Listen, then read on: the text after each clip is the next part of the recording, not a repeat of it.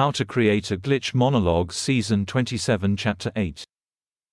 This is Season 27 of How to Create a Glitch in the Matrix Monologues Episode 8. In this episode, we will be talking about the linearity of science and the implications of this reality. Fundamentally, the rigor of science generates thought processes which coincide with linear paths. These linear paths possess density, gravity, so to speak, which parsimony favors in the transition of some present to some historical past. But consciousness is causally invariant. Causation can just as easily operate forward in time as backwards.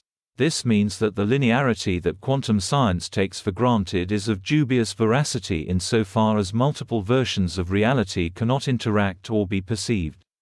I would suggest that path convolution, although fundamentally a product of dissonant consensualities, and by necessity bypassed by path parsimony, reveals through the dislodged timing of our bodily rhythms, the parallel discordant reality hidden in the shadow of some dissonant consensuality.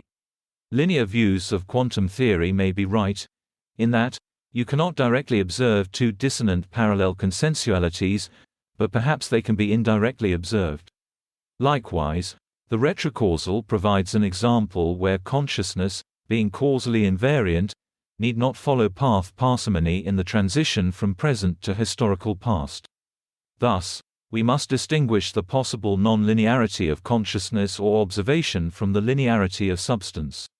If we can make this distinction realistically, then it suggests that Schrödinger's cat can be so amended, such that the cat may remember both being alive and being dead upon removal from the box, made possible because of the bidirectional path of consciousness itself. That being said, paradoxically, parsimony tells us that despite this double memory, the cat was always alive. If we can distinguish through parsimony which pathway is the simplest path, then it appears that if the cat is alive, we know that the simplest path from point A to B involves the cat being alive.